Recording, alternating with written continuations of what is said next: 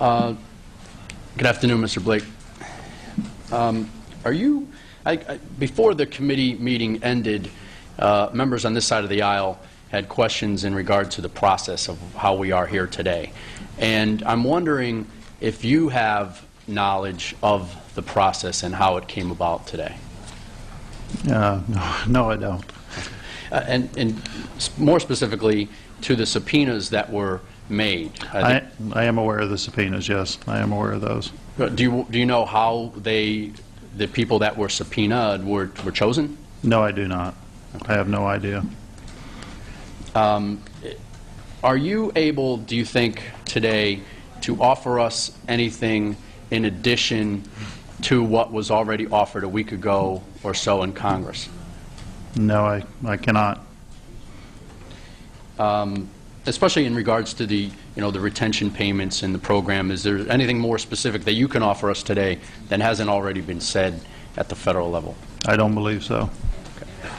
Okay. I guess I will ask you some questions in regard to the bonus plans. I'm assuming that the bonuses, these type of bonuses, happen every year. Is that the case? How it works? The Employee Retention Program was put in place at the end of the first quarter of 2008, and it is a 2-year program, and it is scheduled to pay out in March of 09 for 08 and 010 for 09. It's a 2-year program. Okay. And prior to that, how were bonuses given? Inside of FP? Yeah. It was also an annual program under what was called the Deferred Compensation Program. Those accounts are what has gone negative as a result of the losses inside of FP. So would you also have any knowledge of the AIG's knowledge of the Connecticut statute that I guess we're really talking about here? No. And I would echo your opening statement that Mr. Shea is our expert on Connecticut law. That's right. That's what I was hoping for. Yeah. That maybe there's time at the end, so I'll go a little quicker so we can hopefully get some time for Mr. Shea.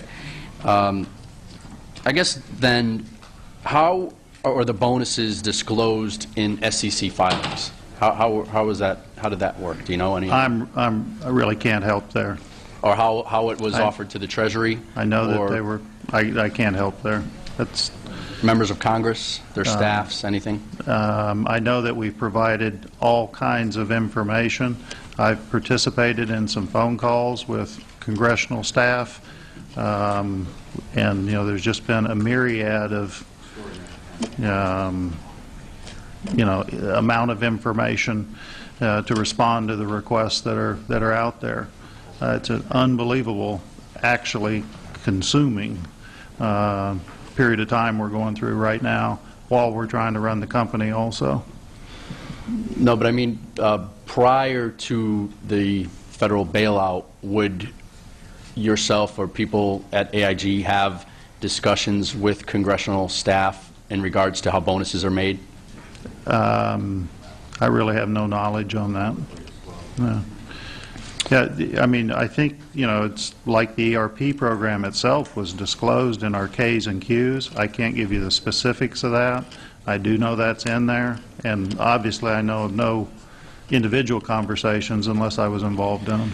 And would that retention plan be worked on within AIG or with federal officials as well?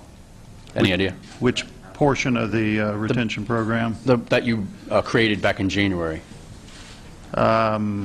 I was not really here in January when it was created, so I can't comment. True. I would be willing to bet that outside consultants or attorneys were involved at the time, but that is simply a guess on my part. I'm just trying to understand the timeline, how this transpired prior to the federal bailout, which I believe happened in September, correct? Right. Yeah. And is it also safe to assume that they would have direct contact with members of Congress in regards to this plan and the bailout? And they is who? AIG. People at AIG. Yes.